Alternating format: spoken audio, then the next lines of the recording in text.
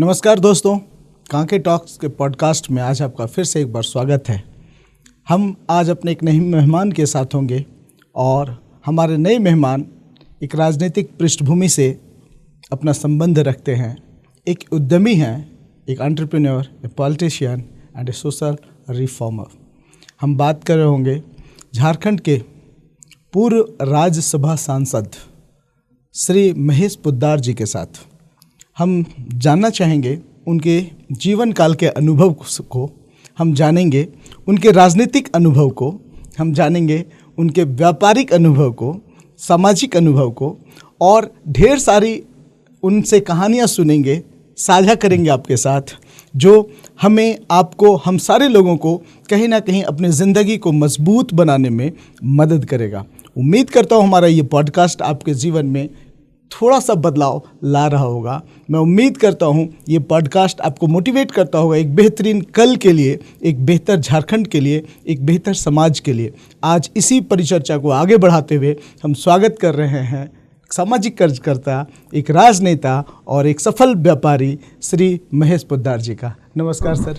नमस्कार सर, आपका कांके टॉक्स में स्वागत है जी। धन्यवाद, आपने मौका दिया मुझे, और आपके दर्शकों का बहुत बहुत नमस्कार। Thank you sir. सर, हम शुरुआत करना चाहेंगे कि एक मारवाड़ी फैमिली का बच्चा बेंगलोर यूनिवर्सिटी से इंजीनियरिंग करता है, बिजनेस छोड़ के राजनीति में कैसे? जो आपने बात कही वो तो तत्कालीन है जी। आप ये प्रश्न पूछिए कि आपके पूर्वज राजस्थान से क्यों आए, कैसे आए, अच्छा, किन परिस्थितियों में आए हैं। ठीक है। तो मैंने एक किताब पढ़ी है प्रभा खेतान जी की लिखी हुई पीली आंधी, और उसमें लिखा है कि किस तरह के, किस परिस्थितियों में वहाँ से लोग माइग्रेट किए। पीली यादें, पीली आंधी, आंधी, धूल की जो आंधी उड़ती थी ना, तो वो पीली होती थी। अच्छा। और वो बहुत, मौसम बहुत अनुकूल नहीं था। हाँ। लेकिन फिर भी लोग वहाँ रहते थे। और फिर जैसे जैसे यातायात का विकास हुआ, वैसे वैसे लोग आए, और आकर के, और उन्होंने पूरा वर्णन, एक परिवार का पूरा वर्णन किया है कि किस तरह से वहाँ आए, किस तरह से वो धनबाद आए, कैसे उनको शरण मिली, कैसे धर्मशाले में जगह मिली, कैसे पुराने व्यापारियों ने उनको संभाला, और कैसे अंत में काफ़ी बड़े कोल माइन ओनर बने। अच्छा। तो मैं तो कहूँगा, मैं तो बहुत साधारण हूँ, लेकिन जो काम उन लोगों ने किया है, या मेरे, कौन सी ईस्वी की बात है ये सर? ये ईस्वी तो करीब, मेरे ख्याल से करीब 150 बरस पुरानी बात। अच्छा। तो मेरे दादाजी राजस्थान से यहाँ आए, उनके बड़े पिताजी मतलब ताऊ जी, वो यहाँ आए थे, और उन्होंने अपने भतीजों को लेके आए, जो कि मेरे दादाजी के पिताजी की बहुत कम उम्र में मौत हो गई थी। अच्छा। और मेरे जो दादाजी के पिता मतलब परदादा जी, जो जिनके पौत्र विनोद पोद्दार जी थे, जो यहाँ के एडवोकेट जनरल भी बने, तो वो अपने भतीजों को लेके आए थे। फिर उन लोगों ने यहाँ पे आके काम किया, काफ़ी नाम कमाया। फिर किसी कारणों से मेरे दादाजी गुमला चले गए अपने बच्चों को लेके, और फिर वहाँ से उन्होंने एक जीवन की नई शुरुआत की। तो मेरे लिए तो मैं ये कहूँगा, मेरे को तो बहुत कुछ बना बनाया मिल गया जी। लेकिन मेरी परिवार में मैं दूसरा इंजीनियर हूँ। मेरे बड़े भाई वो गुमला में मेरे ख्याल से 1952-53 में वो इंजीनियरिंग के लिए निकले, जबकि वहाँ मैट्रिक की परीक्षा भी नहीं होती थी, उसके लिए भी रांची आना पड़ता था। बताया था उन्होंने कि वो मैट्रिक की परीक्षा उन्होंने रांची में आके दी थी। फिर इंजीनियरिंग करने सिंदरी गए, अच्छे छात्र थे, और फिर उसके बाद में उन्होंने काफ़ी कुछ किया। तो मेरा सौभाग्य था, मैं भी उनकी कदमों पे चला जी। तो अंत तो हम लोगों का नौकरी नहीं था, क्योंकि मेरे बड़े भाई के साथ भी यही हुआ जी। उन दिनों मारवाड़ी परिवार में इंजीनियरिंग शायद ही कोई पढ़ता था, बहुत कम पढ़े लिखे लोग होते थे। इंजीनियरिंग करना तो दूर की बात थी। तो उनको एक बिरला की बड़ी कंपनी में, टेक्समैको में नौकरी मिल गई थी। लेकिन जब मेरे दादाजी को पता चला कि वो नौकरी कर रहा है, तो उनको वापस बुलवाया गया और अपने व्यापार में लगाया गया। अच्छा। तो मेरे लिए तो एक पाथ रास्ता बना के दिया गया था, बस मेरे को उसमें चलना था, ऐसे ही मैं चल पड़ा उसी रास्ते। अच्छा, तो फिर राजनीति कहाँ से दिमाग में आया? राजनीति जो पॉलिटिकल पार्टी वाली राजनीति है वो तो बहुत बाद की चीज़ है, लेकिन हम लोग गुमला के साधारण स्कूल में, सरकारी स्कूल में पढ़ते थे, और मुझे याद आ रहा है जब आप पूछ रहे हैं कि कहाँ से शुरू हुई, तो शायद हम लोग चौथी छठी क्लास में रहते होंगे। तो हमारे स्कूल के एक छात्र को किसी ने पीट दिया था, तो हम सारे छोटे छोटे बच्चे जाकर के उनकी दुकान के सामने धरना दिए थे, ऐसा मुझे याद पड़ता है। अच्छा। फिर उन दिनों भी हम लोग साइकिल पे, बगल में सारू पहाड़ गुमला प्रकृति की गोद में है, आपको शायद मालूम नहीं होगा कि गुमला शहर से मुश्किल से 5 किलोमीटर दूर पे पहाड़ी की श्रृंखला है। तो हम लोगों के लिए हफ्ते 2 हफ्ते में पिकनिक के लिए जंगल में जाना बहुत साधारण सी चीज़ थी। कुछ दोस्त मिले, साइकिल उठाया, कुछ सामान खाने पीने का लिया और चल दिए। सरस्वती पूजा का आयोजन हो तो वो सब भी हम लोग बड़े ज़ोर शोर से करते थे। तो मेरे को लगता है कहीं ना कहीं इन चीज़ों में ही हम लोगों की लीडरशिप क्वालिटी चल रही थी। और जब मैं इंजीनियरिंग कॉलेज में पहुंचा तो वहाँ पे भी हम लोगों ने अपनी यूनियन बनाई, मैं उसका प्रेसिडेंट बना, पहली बार यूनियन बना था। तो उसके अलावा मैं समझता हूँ फिर जब बच्चे थे गुमला में तो राष्ट्रीय स्वयंसेवक संघ की शाखाओं में जाते थे, जिसे बाल स्वयंसेवक बोलते हैं। तो ये सब मौके मिले, कोई डिज़ाइन या किसी ने पेरेंट्स ने कोई प्लान करके नहीं करवाया था। पेरेंट्स तो ऑब्स्टेकल करते हुए कहा तो राजनीति में जरा बनिया का बच्चा राजनीति नहीं, वैसा सौभाग्य से मुझे वैसा अवसर नहीं मिला। लेकिन राजनीति में तो मैं बहुत बाद में आया। तो फिर मैं जब कॉलेज से आया, अपने व्यापार में लगा, तो लघु उद्योग संघ का सदस्य बना। कह सकता हूँ मैं कि थोड़ा भोकल था। तो मैं यंगेस्ट था जो स्मॉल स्केल इंडस्ट्री एसोसिएशन जो अभी कुकर में है। तो वहाँ पे मैं 1978 में सचिव बन गया था और 84 या 85 में मैं उसका अध्यक्ष बन गया। तो उसके बाद में फिर 90 से मैंने झारखंड चैम्बर की पॉलिटिक्स में कदम रखा और फिर 95 या 96 में मैं उसका अध्यक्ष बन गया। संजय सेठ भी उसी समय हमारे साथ जुड़े।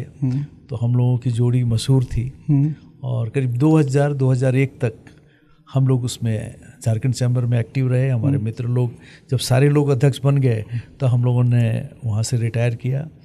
और इसी बीच में मेरे ख्याल से 95-96 में रांची में सीपी सिंह का पहला चुनाव हो रहा था। जब उनका पहला चुनाव था उस समय लालू यादव के राज में व्यापारी लोग बड़े आतंकित थे। और चूंकि मैं चैम्बर का प्रेसिडेंट था तो कुछ नेतृत्व का भार स्वभावतः हम लोगों के कंधे पे था। और मुझे याद है कि एक व्यापारी की हत्या हो गई, सरदार बूट हाउस के मालिक की, किसी ने जाके गोली मार दिया। यशवंत सिन्हा उस समय लीडर ऑफ अपोजिशन हुआ करते थे और रांची के विधायक भी थे। तो हम लोगों ने पकड़ा उनको और उन्होंने कहा हम फ्रायलाल चौक पे धरने पे बैठेंगे खुले आसमान के नीचे। तो हम लोग बैठ गए और दूसरे दिन रात तो शाम को बैठे तो रात तो गुजर गई किसी तरह। दूसरे दिन जब धूप आई तो हम लोग का कोमल चेहरा, धूप बर्दाश्त करना मुश्किल, तो दोपहर होते होते तक चमड़ी काली पड़ने लग गई। और खैर गनीमत है कि भूख हड़ताल नहीं थी, तो खाना वाना मिल रहा था। तब हम लोगों ने देखा इसका अंत क्या होगा। लेकिन ये मैं कहूँगा कि उस समय जो हम लोगों ने पहल की थी पूरे रांची में स्वतः बंद हो गया। हमने कोई कॉल नहीं दी थी और हर मोहल्ले से जुलूस आकर के फ्रायलाल चौक पे हजारों लोगों की भीड़ वहाँ जमा हो गई। शाम होते होते माहौल हुआ, प्रशासन ने बात किया और हम लोगों का रुख बहुत स्पष्ट था कि रांची की पुलिस बार बार साधनों का बहाना करती है कि गाड़ी नहीं है, ये नहीं है, वो नहीं है। तो ये बात मैं ज़रूर कहूँगा कि हम लोगों के दिमाग में बहुत क्लियर था कि ऐसे नहीं था कि कोई कंपनसेशन के लिए लाख रुपए के कंपनसेशन के लिए हम धरना दे रहे थे। हम चाहते थे व्यवस्था में कुछ सुधार हो, बिल्कुल। और हुआ भी। उसके बाद में कई एक गश्ती गाड़ियाँ आई, बहुत कुछ सुधार हुआ भी, ये मैं मानूंगा। तो वो एक अर्ली ट्रेनिंग कह सकते हैं आपकी, initiating, that was the first.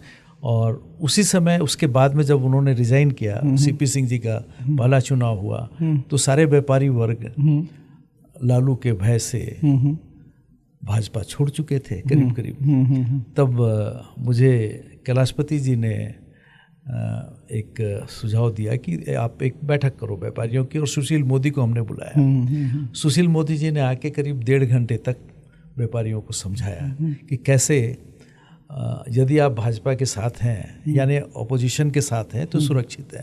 और सत्ता पक्ष के साथ उन्होंने बहुत सारी कहानियाँ सुनाई, मुजफ्फरपुर की, दरभंगा की, पटना की, कि कैसे व्यापारियों के साथ में वहाँ पे, जबकि वहाँ पे लालू जी की पार्टी का सांसद भी था, विधायक भी था, फिर भी वो क्यों प्रताड़ित हो रहे थे।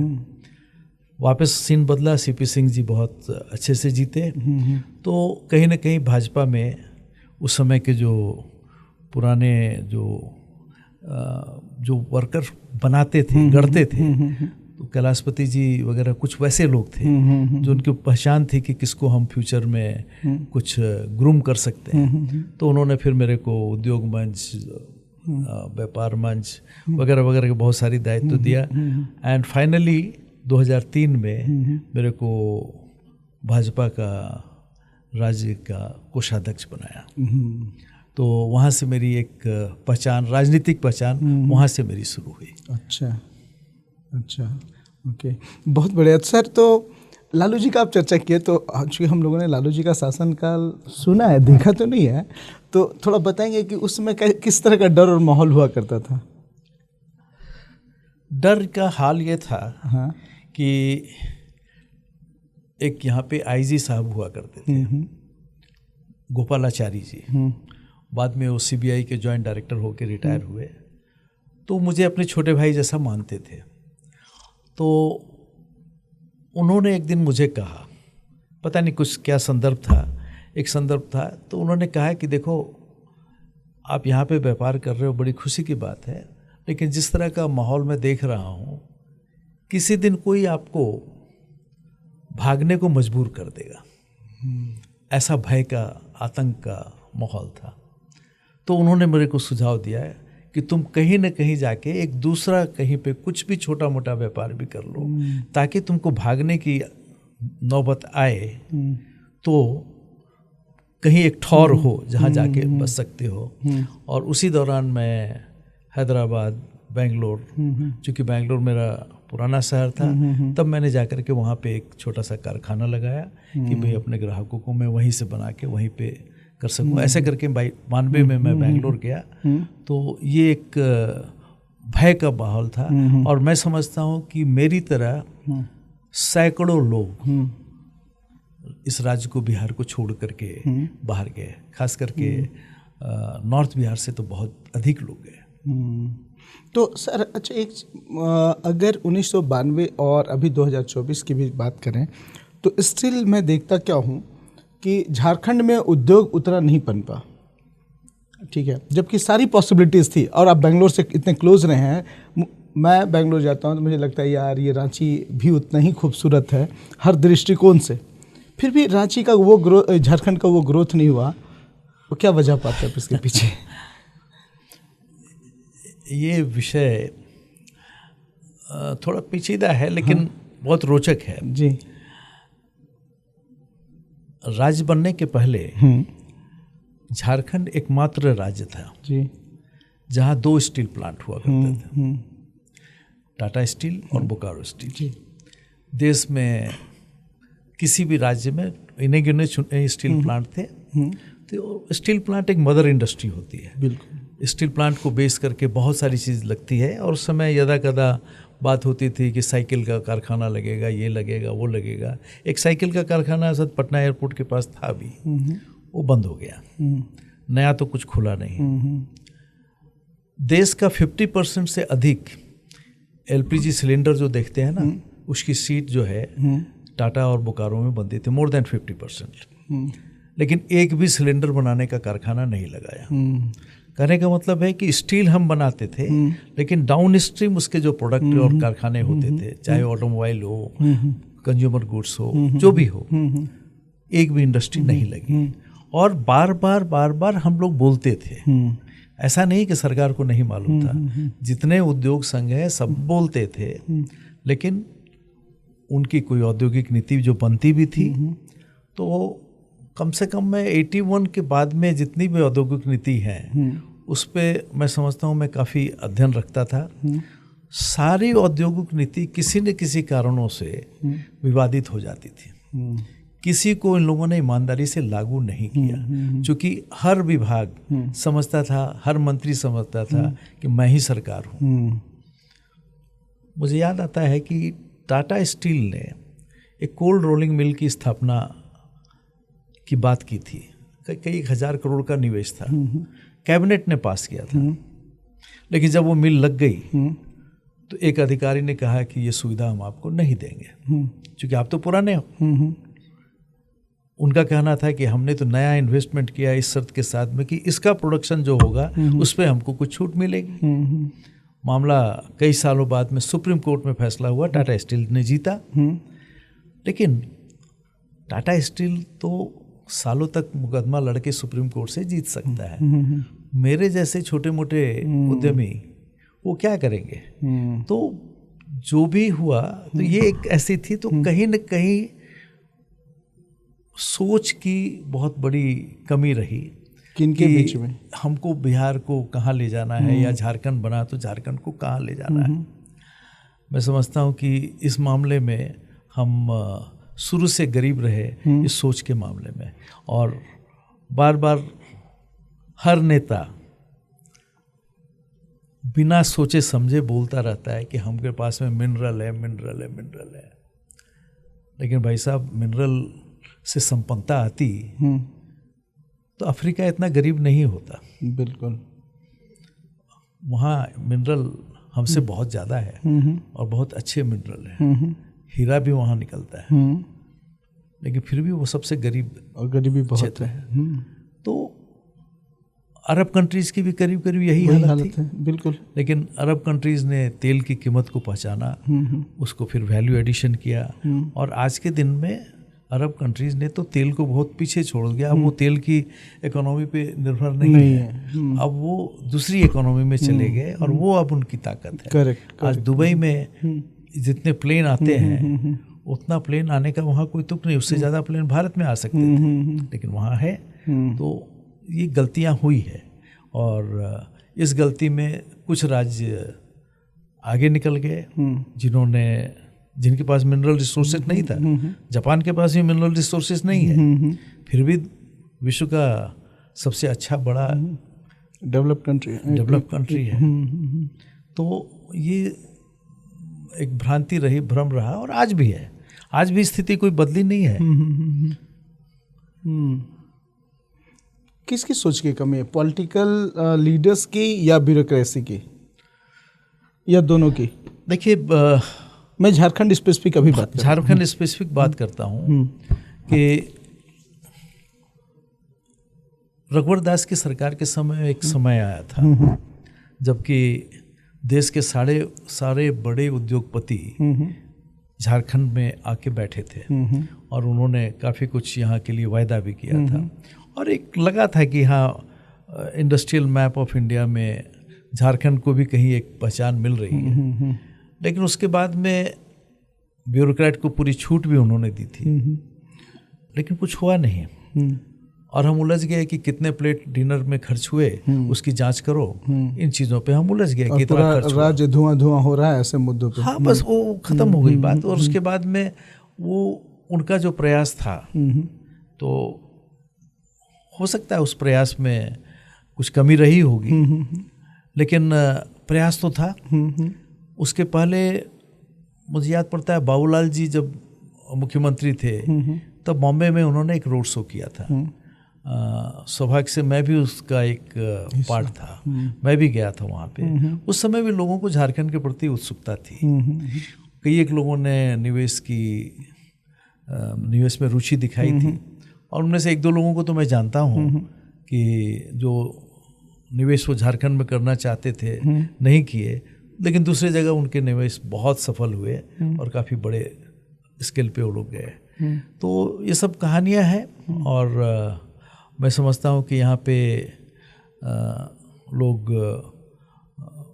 शिक्षा पे भी जो ह्यूमन रिसोर्स को भी डेवलप नहीं कर पाए। आईटी सेक्टर में आज रांची से 5-6 प्लेन लोड पैसेंजर बेंगलोर जाते हैं, एक उदाहरण के तौर पे बोल रहा हूँ। और इन प्लेन लोड में चूंकि मैं उसमें बराबर ट्रैवल करता हूँ, तो मैं देखता हूँ कि या तो पेरेंट्स होते हैं या पेरेंट्स के बच्चे होते हैं या बच्चे बच्चियाँ होती हैं जो वहाँ नौकरी करते होते हैं। और क्षमा कीजिएगा, आदिवासी बच्चे बहुत कम दिखते हैं। बिल्कुल, ऐसा नहीं कि आदिवासी बच्चे यहाँ से जाते नहीं, वो जाते हैं ट्रेन में भर भर के, और नौकरी करने जाते हैं, शारीरिक मजदूरी करने जाते हैं। तो आपने भावनात्मक रूप से जगाया तो जरूर, लेकिन शिक्षा की व्यवस्था ऐसी नहीं की, रोजगार की व्यवस्था ऐसी नहीं की कि हम ट्रेन लोगों को यहाँ से भेजें। मेरे को याद है कि अर्जुन मुंडा जी जब मुख्यमंत्री थे, उस समय एक बड़ी घटना कुछ हुई थी, जब यहाँ की लड़कियाँ केरल में जाके काम करती थी। केरल की जो नर्सेस थी, एक ज़माना था हमने देखा है कि केरल से नर्स यहाँ आती थी। बिल्कुल, बिल्कुल। अब केरल की नर्स मिडिल ईस्ट जाती है, जो 1-2 लाख रुपए महीने कमाती है, और हमारे यहाँ की लड़कियाँ जाके केरल में घर का काम करती है। बिल्कुल, ये रिवर्स हो गया। मैंने मुंडा जी को कहा था कम से कम हम इतना तो करें कि उनको एज ए नर्स की ट्रेनिंग दे करके, अगर जाना ही है उनको दूसरी जगह नौकरी के लिए, तो let them go as a skill labour, एक डिग्निटी के साथ वो रह सकती है। नहीं हो पाया। क्या चैलेंज लगा? फिर से मैं सवाल वही पूछ रहा हूँ, कहाँ चैलेंज है, कहाँ मसला फंस रहा है? देखिए, चैलेंज तो जो नीति निर्धारक लोग हैं उनको लक्ष्य बनाना पड़ेगा। हम ये करना चाहते हैं, साधन की कमी नहीं है। आज पूरे देश में साधन जितने आपको चाहिए उतने साधन हैं, कमी है लक्ष्य की। अगर आप सिमट जाते इच्छा हैं, शक्ति की, मजबूत इच्छा शक्ति की, इच्छा शक्ति मजबूत नहीं है ही नहीं है। अच्छा, है ही नहीं, है ही नहीं। मजबूत का तो सवाल बाद क्या में वजह है, क्यों इच्छा शक्ति नहीं है सरकार की? इसलिए कि हम स्वार्थ में उलझे हुए हैं। हम येन केन प्रकार सत्ता में आना चाहते हैं। इतने तो पैसे सबके पास हम है। पोजीशन में आना चाहते हैं। चाहे अफसर हो तो वो पोजीशन में जाना चाहता है, नेता है तो वो सत्ता में आना चाहता है, और वो सत्ता उसके लिए बने रहना, उसके लिए ये चीज़ें मैटर नहीं करती है। हम क्या कर रहे हैं, राज्य कहाँ जा रहा है, कितनी उन्नति कर रही है, ये चीज़ मैटर नहीं करती। कोई प्रश्न नहीं पूछता कि आपने कितने 1000 करोड़ का निवेश यहाँ कराया, कितने जॉब क्रिएट किए, कितने। ये तो भी कोई आंदोलन नहीं करता इस तरह के कि भाई निवेश नहीं है, इंडस्ट्री नहीं है, तो और सरकारी नौकरियाँ कितनी मिलेगी आपको? सरकारी नौकरी, देखिए, सरकारी नौकरी के भरोसे आप नौकरी नहीं दे सकते। ट्रू। भत्ता दे सकते हैं, और उसकी भी एक सीमा है। उस सीमा से बाहर जाके भत्ता देने में भी फिर पता चलता है कि बहुत सारी 2500 रुपया प्रति माह मैया समान योजना, ये भत्ता है या नौकरी है या क्या है? मैं तो कहूँगा ये एक कंपनसेशन है, गरीबी लोगों को गरीब बना के रखा गया है। उसका कंपनसेशन है। और फिर से ये कहीं ये तो नहीं है कि और भी गरीब ही आप रहें, ये विचार भी खत्म कर दिया जाए कि हमें कमाना है? आप जिस तरह से कर रहे हैं मैं उस तरह से नहीं करूँगा। मैं तो कहूँगा कि आप गरीब हो तो आप जिंदा रहो, एक बेयर मिनिमम कपड़ा पहनो, हो सकता है थोड़ा बहुत दवा दारू कर लो, घर में बिजली बत्ती जला लो, बस इतना ही पैसा आपको दिया जा रहा है। क्योंकि आज के दिन में झारखंड का एक किसान की आमदनी 20,000 रुपया साल से अधिक नहीं है, 1 एकड़ खेती के पीछे। बिल्कुल। और काफ़ी बड़ी संख्या में ऐसे किसान हैं जिनकी 1 एकड़ से कम जोत है। जब सरकारी खरीद की बात आती है तो हार्डली 10% से अधिक लोगों का, किसान का अनाज हम नहीं खरीदते। तो ये सब चीज़ें हैं, ये सब कमियां हैं। तो उसी की तरह से आप गरीब बना के रखा गया, तो उनको हम कंपनसेशन दे रहे हैं कि चलो कम से कम खाना तुमको मोदी सरकार भेज रही है, अनाज भेज रही है फ्री में, आयुष्मान की योजना से आप इलाज करा लो और ये इससे कपड़े लत्ते खरीद लो। मैं इसको ऐसे देखता हूँ, लेकिन अच्छा है। मैं तो मानता हूँ कि चलिए कम से कम एक गरीब को इन चीज़ों के लिए तो किसी के सामने हाथ नहीं फैलाना पड़ता। लेकिन ये तो आदत भी खराब हो रही है। देखिए आदत तो तब अगर, लेकिन आप जिस समय ये सोचेंगे कि यदि मेरे घर में, ये पूरे देश का आंकड़ा है कि जब से घरों में बिजली पहुंची है तो air conditioner industry, refrigerator industry का ग्रोथ हर साल दुगना होता जा रहा है। कारण है कि लोग, हर आदमी अपनी ज़िंदगी को बेहतर बनाना चाहता है। ट्रू। लेकिन क्या एक आदिवासी समाज जिसके घर में, या एक गरीब, उसको चाहे जो नाम भी दे लीजिए, कि झारखंड के गांव का एक व्यक्ति जिसकी साधारण स्थिति है, जिसके घर में बिजली आ गई है, वो पंखा लगाने की भी नहीं सोचता। ऐसा क्यों है? कम से कम इन पैसों से पंखा लगाने की तो सोचेगा, अपने बच्चों को जूता देने की सोचेगा। अभी तक हम उलझे हुए हैं कि बच्चों को फ्री ड्रेस देंगे, कब देंगे, कितने साल में देंगे, कब टेंडर होगा, कैसी क्वालिटी होगी, इस जो में उलझे हुए हैं। हमने ये नहीं सोचा कि बच्चे को हम कहाँ ले जाएं। कभी दिमाग में, बीइंग एंटरप्रेन्योर, आप एंटरप्रेन्योर भी हैं, तो दिमाग में ये कभी ख्याल नहीं आया कि एक पॉलिटिकल स्टार्टअप किया जाए, जैसे केजरीवाल जी ने किया था, जहाँ पे आपका अपना एक विजन हो, आपका अपना एक पर्पस हो? देखिए केजरीवाल जी का नाम आपने कहा ना, तो केजरीवाल जी हर चीज़ अपने को सत्ता में बना के रखने के लिए करते हैं। बहुत क्लियर है उनका सोच, बहुत क्लियर है, और उसके लिए जो बोलना हो बोलते हैं, सरपट बोलते हैं, बेबाक बोलते हैं, और बिना किसी संकोच के बोलते हैं। यदि कोई चीज़ में उल्टा भी बोलना पड़े तो उनको कोई संकोच नहीं होता, उनके चेहरे पे कोई सिकन नहीं होता। इस मामले में तो मैं उनको तारीफ करूंगा कि, मतलब आप कहना चाहते हैं वो मंजे हुए राजनीति नहीं, वो एक स्वार्थ से भरा हुआ व्यक्ति है। मैं देखता हूँ, और इसीलिए उन्होंने बिल्कुल फोकस रखा कि किसी भी तरह मेरे को सत्ता में आना है, और 10 साल के अंदर अंदर वो मुख्यमंत्री बन गए। वो जो रास्ते में आया उसको दरकिनार करते हुए, और अब जब साधन आ गया तब वो अपने बाहर जाना चाहते हैं। लेकिन आप देखेंगे कि वो कुछ लोगों के 4-5-6 लोग जो हैं, उससे अधिक बड़ा सर्कल उनका बन नहीं पा रहा। लेकिन तभी वो टेम्पररी सीएम बोलते हैं। नहीं, कल परसों अगर आप नोटिस किए हो तो उन्होंने मेंशन किया एक टेम्पररी सीएम है। टेम्पररी सीएम आतिशी को बोला। आतिशी जी टेम्पररी सीएम है, चूंकि वो पूरा एक व्यक्ति के ऊपर केंद्रित है। इसको तो हम लोग मान के चले।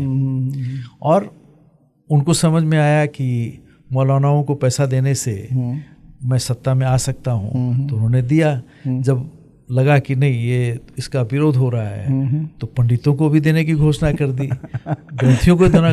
पता नहीं क्रिश्चियन लोगों के जो पादरी लोग, उन्होंने क्या अपराध किया है, शायद अगले चुनाव तक उनकी भी घोषणा, या चुनाव आते आते तक उनके लिए भी घोषणा कर देंगे। बट कब तक? सवाल मेरा कब तक था जी। जिन बिहारियों को, जिन उत्तर प्रदेश वालों को कोरोना के समय बसों से ले जाके बॉर्डर के पार छोड़ दिया गया था, आज उन्हीं की कसम खाते हैं, क्योंकि सूट करता है। फ्री देने का प्रचलन उन्होंने चालू किया। चलिए मैं मानता हूं कि बहुत छोटे लोगों से आप वसूली करना बिजली का पैसा शायद संभव भी नहीं है, तो किया सो किया। लेकिन ये कहना कि केजरीवाल जी की दृष्टि, जो मैं आपकी बात समझ रहा हूँ, पॉलिटिकल स्टार्टअप की बड़ी दृष्टि है, ये मैं एग्री नहीं करता हूँ। केजरीवाल जी ने आज तक दिल्ली शहर को कहाँ मैं ले जाऊंगा 2030 में या 2040 में, आज तक इसकी योजना कभी नहीं उन्होंने चर्चा की। क्या महेश पोद्दार जी इस तरह की कोई योजना प्लान कर सकते हैं, being a political social reformer, कि 2030 या 40 तक मैं झारखंड को कहाँ ले जा सकता हूँ? कोई मुश्किल नहीं है, और इसके लिए एक शब्द है विकास, जिसको बोलते हैं ना। तो मैंने एक लेख भी लिखा था प्रभात खबर में, सच छपा था कि विकास एक ऐसा शब्द है जिसको हर व्यक्ति अपनी अपनी दृष्टि से सोचता है। अगर कोई छात्र है, उसकी कोई गर्लफ्रेंड है, तो उसको अगर शहर में कुछ ऐसा बढ़िया पार्क मिल जाए जहाँ वो सुकून के साथ में उसके साथ में घंटे 2 घंटे बिता सके, या कोई रेस्टोरेंट में जा कर के आराम से बैठ सके, तो उसकी दृष्टि में विकसित शहर में रांची आ जाएगा। ट्रू, सही। कोई शौकीन हो शॉपिंग करने का, तो उसको 2-4 मॉल खुल जाए यहाँ, तो वो उसके लिए वही विकास की परिभाषा है। किसी को फर्राटेदार गाड़ी दौड़ाने का शौक है, उसके लिए अच्छी सड़कें दे दीजिए तो वो हो जाएगा। लेकिन जो गंभीर लोग हैं वो विकास की परिभाषा में कुछ उन्होंने एक मिनिमम स्टैंडर्ड ऑफ लिविंग तय की है। और यहाँ पे मैं भाजपाई हूँ इसलिए नहीं, लेकिन एक नागरिक के नाते, एक स्वतंत्र सोच के नाते मैं सोचता हूँ कि जब मोदी जी ने 2014 में सत्ता संभाली, उस समय कुछ उन्होंने काम शुरू किए। एक यूनिवर्सल एप्लीकेशन कि बिजली तो मतलब हर घर तक बिजली, अभी पानी तो हर घर तक पानी, सिलेंडर तो हर घर तक सिलेंडर। तो मैं समझता हूँ कि देश को इस तरह की कुछ बेयर मिनिमम स्टैंडर्ड हर व्यक्ति के लिए तैयार करने चाहिए। मैं आंकड़ों पे नहीं जा रहा हूँ कि प्रजनन रेट क्या होनी चाहिए, हेल्थ इंडेक्स क्या है, फूड इंडेक्स क्या है, मैं उन पे नहीं जा रहा हूँ। लेकिन यदि पूरे देश में एक भी व्यक्ति खाने के कारण नहीं मरे, कपड़े के बिना नहीं मरे, काम करना चाहे तो उसको कुछ रोजगार मिल जाए, तो मैं समझता हूँ कि यही विकसित की परिभाषा हम लोगों को है एट द फर्स्ट स्टेज। उसके बाद में अमेरिका भी आज विकसित है कि नहीं, आज वहाँ भी फुटपाथ पे लोग भी दिखते हैं, तो इसलिए उसको विकसित नहीं बोल सकते, लेकिन उसकी परिभाषा अलग है। इसीलिए विकसित को हम बहुत अलग अलग तरीके से परिभाषित कर सकते हैं। लेकिन भारत के संदर्भ में मैं ये देखता हूँ, यदि मैं अपने आप को सेफ महसूस करूँ, खाने पीने और बेसिक चीज़ों की आवश्यकता, रोटी कपड़ा मकान जिसको बोलते हैं, इसकी व्यवस्था हो, तो मैं समझता हूँ कि हम लोग एक लेवल तक पहुँच गए। और इसके लिए हम लोगों को प्रथम प्राथमिकता ये होनी चाहिए। अभी जो नई सरकार आई है, पूर्ण बहुमत की सरकार है, क्या लगता है कि औद्योगिक नीति ये बना सकती है? इस तरह का इनका मजबूत इच्छा शक्ति या विजन, दोनों चीज़ की मैं बात करूँ। देखिए भैया, इसको बहुमत की सरकार तो मैं नहीं बोलूँगा, कोलिजन की सरकार जरूर है, और कोलिजन के साथ इन्होंने बहुमत प्राप्त किया हुआ है। जी। लेकिन एक तरफ राजद है, दूसरी तरफ जेएमएम है। दोनों की आइडियोलॉजी में कितना बड़ा अंतर है आप समझ लीजिए। एक 32 की खतियान की बात करते हैं और दूसरे राजद वाले किस पे विश्वास करते हैं, मेरे को बोलने की ज़रूरत नहीं। कांग्रेस का भी करीब करीब वही हाल है। तो लेकिन है, कोलिजन है। उस कोलिजन में जब तक कोई बड़े कदम नहीं उठाए जाए और जब तक लोग सत्ता के कारण छिपके रहेंगे, तब तक तो कोई। लेकिन 25 वर्ष झारखंड के होने जा रहे हैं, और 25 वर्ष में 15 वर्षों से ज़्यादा का सत्ता बीजेपी के पास रही है। उसके बावजूद आप 1992 की घटना का जिक्र कर रहे थे कि इंडस्ट्री यहाँ नहीं थी, आज भी इंडस्ट्री नहीं है। तो बीजेपी ने कौन सा पहल किया इंडस्ट्री को लाने के लिए? अगर रघुवर दास के उस छोटे से पहल को छोड़ दें तो सिर्फ छोटा सा पहल, और जो गलियारों में चर्चा हुई यही कि रघुवर दास जी के दुश्मन रघुवर दास जी के खुद के ही लोग थे। मैं रघुवर जी के लोग कौन थे, चलिए उस पर बाद में आते हैं। लेकिन आपने जी कहा है, सही है कि भाजपा झारखंड के निर्माण से लेकर के और बाद में कई सालों तक हरदम सरकारें चलाई है भाजपा ने। लेकिन कितनी सरकारें गिरी हैं और क्यों गिरी हैं, इस पे भी ये इन आंकड़ों को भी साथ में रखिए। बिल्कुल। कोई भी सरकार 5 वर्ष पूरा नहीं कर पाई। बिल्कुल। एक रघुवर की रघुवर सरकार ने 5 वर्ष पूरा किया, इसमें कोई शक नहीं जी। लेकिन कोई भी सरकार पूरी नहीं कर पाई, इसका कारण मात्र यही ना है कि भाई आप सबको सेटिस्फाई नहीं कर पाए और बहुमत लाने के लिए जो आंकड़े चाहिए वो आपके पास में नहीं थे। तो जितने दिनों तक क्या बोलते हैं उसको, सांस अटका करके या तलवार के ऊपर चल करके आपने सरकार चलाई। इन सरकारों से कोई बड़े निर्णय की अपेक्षा नहीं कर सकते। अच्छा, एक चीज़ मैं पूछूं, मतलब बीइंग यंग, क्या बोलूं कि एक जिम्मेवार नागरिक होने के नाते सरकार की इस तरह की स्थितियों के लिए क्या सिर्फ राजनीतिक नेता जिम्मेवार हैं या कुछ हद तक जनता भी जिम्मेवार है? कहावत है ना, हाँ, कि you get the government what you deserve. तो ऑब्वियसली जनता की सरकार है, जनता ने चुना है सरकार, तो जिम्मेवार वो है, जनता जिम्मेवार है। हाँ बिल्कुल है, जनता जिम्मेवार।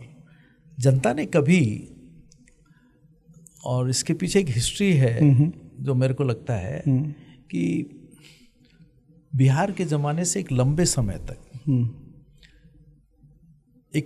समय तक झारखंड एक पिछलग्गू क्षेत्र था।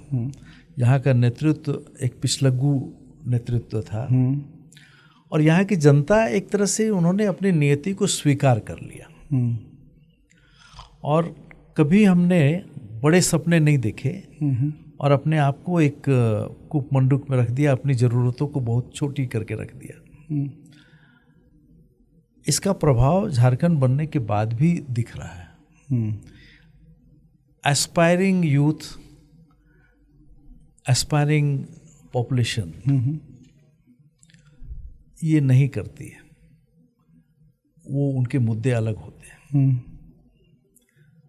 यहाँ पे आज बिजली का ट्रांसफार्मर जल जाए ना तो भी लोग महीनों तक चुप रहते हैं। अगर आपको घर का बिजली का कनेक्शन चाहिए और 1 महीने तक आपको दौड़ा दिया जाए तो भी आप दौड़ते रहते हैं। एक खतियान के लिए अगर वीडियो सीओ परेशान करता रहता है तो आप सहते रहते हैं। तो ये एक अभाव है, जागरूकता का एक अभाव है। इसको मैं यूँ करता हूँ। जब आप राज्यसभा सांसद थे जी, तो आपका फोकस एरिया क्या रहा? डेवलपमेंट आपका फोकस एरिया, सबसे ज़्यादा फोकस एरिया क्या था? देखिए, मेरा राज्यसभा का कार्यकाल में फोकस ये था कि झारखंड के से संबंधित मैंने करीब 600 सवाल टोटल पूछे अपने कार्यकाल में। 600? जी।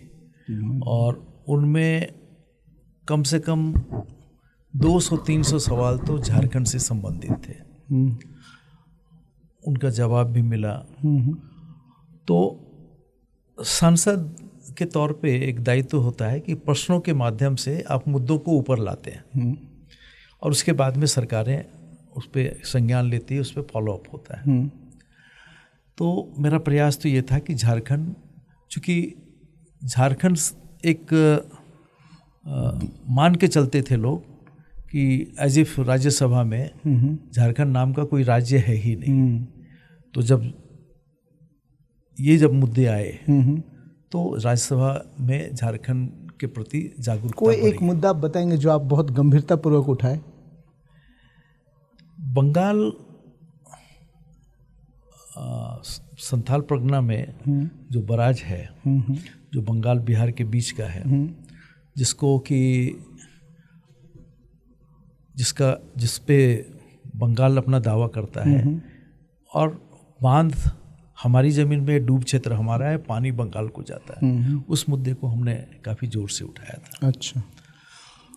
कोल माइंस के बारे में भी मेरा स्पष्ट था कि झरिया को जो विकास की योजना चल रही है और जो रिहैब के लिए जो मकान बनाए जा रहे हैं वो छोटे छोटे हैं, तो उनको भी एक बड़े स्तर पे, क्योंकि मेरा मानना था कि ये सरकार चाहती है हर व्यक्ति को मैं घर दूं, तो जब रिहैब करना ही है तो एक अच्छा घर दो उनको, जिससे रिहैब कर दो, एक नया शहर बसा दीजिए, तब फिर झरिया खाली हो जाएगा। लेकिन बहुत आधे अधूरे मन से हो रहा था, तो ये मुद्दा भी उस समय जोर पकड़ा था। क्या स्थिति है अभी झरिया की? अभी भी झरिया के नीचे आग लगा हुआ है? नहीं, अभी पकड़ा था मैं कहूँ, उसके बाद में कमेटी बनी, कुछ हुआ, आगे बात बढ़ी। याद आता है एक तीसरा पलामू में बेतला के अंदर से एक लाइन जा रही है बेतला फॉरेस्ट से, और एक दूसरी लाइन भी बनाने का प्रस्ताव था। तो मेरे कुछ मित्रों ने मुझे बताया था, तो उसको मैंने उठाया था। तो अब शायद वो लाइन जो है बाहर बनी है, और शायद ये बेतला वाली लाइन जो जंगल के अंदर है, ये लाइन भी शिफ्ट करने का प्रोग्राम है। तो ये सब कुछ चीज़ें हैं, लेकिन पूरे कार्यकाल के दौरान में बहुत सारी चीज़ें आती रहती है, जाती रहती है। और कुछ राष्ट्रीय मुद्दे थे, जैसे फॉर एग्जांपल जीएसटी का जो बदलाव हो रहा था, तो जीएसटी के मुद्दे पे जब मैं गया था, उस समय संविधान संशोधन जो हुआ, क्योंकि वहाँ पे जीएसटी के बारे में जानकार लोग राज्यसभा में लोग थे ही नहीं। ये भी एक दुर्भाग्य है कि जो लोग व्यापार के लिए सारी नीति बनाते हैं, उनके प्रति जागरूकता बिल्कुल नहीं है, जानकारी बिल्कुल नहीं है जी। तो अधिकारी जो बना के देते हैं, वहाँ डिस्कशन हो जाता है, पास हो जाता है। तो फॉर्चुनेटली हम दो ही लोग थे जो उसके पहले के वैट वगैरह सारी विषय को समझते थे। तो खैर हम पार्टी ने अवसर दिया, मैं जीएसटी में जितनी भी डिबेट हुई उस दौरान सब में मेरे को बोलने का मौका मिला। और मैंने सरकार की बातों का समर्थन तो किया ही, लेकिन साथ में कई एक सुझाव भी दिए। और मैंने कहा था कि जीएसटी जो भारत में जो 28 इनविजिबल बाउंड्री वॉल बने हुए राज्यों के, ये ख़त्म हो जाएंगे और सारा देश एक व्यापारिक दृष्टि से एक हो जाएगा, जो हुआ। इसके अच्छे परिणाम आए, लेकिन कुछ बुरे परिणाम भी रहे। जैसे कल मैं एक यंग शख्स से मिला था, engineer in Chennai, he was telling कि जब जीएसटी इम्प्लीमेंट हुआ तो उसके पिताजी का बिजनेस कोलैप्स कर गया कोलकाता में। देखिए, या तो उसका 2 नंबर का काम होगा, मैं नहीं जानता। हाँ, मैं भी नहीं जानता। ठीक है। अदरवाइज जीएसटी एक ऐसी प्रथा थी कि 3 सरकारी tax, VAT, excise and service tax, 3 विभाग मिलके एक हो गए और सब कुछ ट्रांसपेरेंट हो गया। तो जीएसटी चालू होने के बाद में उनके पिताजी का काम खत्म हो गया। क्यों हुआ मैं नहीं जानता हूँ, आप भी नहीं जानते हो, लेकिन इतना मैं जानता हूँ कि जीएसटी चालू होने के बाद यदि जीएसटी के आंकड़ों को देखेंगे ना, तो करीब करीब 2 लाख करोड़ तक महीने का कलेक्शन पहुंच गया। बिल्कुल। This shows that there has been lot of activities जो कि बहुत इम्प्रूव किया, टैक्स कलेक्शन काफ़ी इम्प्रूव किया। क्या इसको और सिंप्लीफाइड किया जा सकता है? अगर आप इसको नहीं जानते हैं तो आपको लगता है ये कॉम्प्लिकेटेड है, लेकिन ये कंप्यूटर पे ऑपरेट होता है, बट ऑनलाइन है और इसमें गलती की संभावना बहुत कम है। अच्छा। लेकिन कुछ लोगों ने जो ट्रस्ट बेस्ड रजिस्ट्रेशन वगैरह की सुविधा दी गई थी शुरू में, उसका दुरुपयोग भी किया, लेकिन धीरे धीरे वो लूपहोल बंद हो रहे हैं और अब काफ़ी रोबस्ट हो गया, काफ़ी मजबूत हो गया है। ओके। आप एमएसएमई में भी कुछ रहे किसी पोजीशन पे? एमएसएमई मेरा एक उद्योग जो है वो एमएसएमई है, और उसके संघ के हम अध्यक्ष रहे, झारखंड में जो संघ है। और इसके अलावा मैं स्टील वायर हम बनाते हैं, तो उसके जो राष्ट्रीय संघ है उसका मैं 3 साल तक अध्यक्ष रहा। एक इंटरनेशनल बॉडी है वायर एसोसिएशन इंटरनेशनल, उसका मैं डायरेक्टर रहा।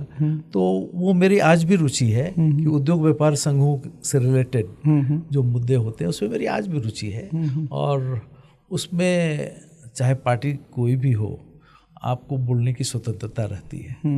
एमएसएमई में आपका कुछ कंट्रीब्यूशन आप बताएंगे, ऐसा जो लगा आपको कि एमएसएमई उद्योग को आपका देन है, आपका योगदान है? देखिए, एमएसएमई उद्योग जो है, अगर मैं सक्सेसफुल हूँ तो मेरे को लगता है यही एक कंट्रीब्यूशन है कि बहुत लोगों को एक प्रेरणा मिलती है कि ये अगर सक्सेसफुल हो सकता है तो उससे ज़्यादा पढ़े लिखे हम इससे ज़्यादा सक्सेसफुल हो जाएंगे। दिस इज़ वन पर्टिकुलर, एक प्रेरणा मिलती है।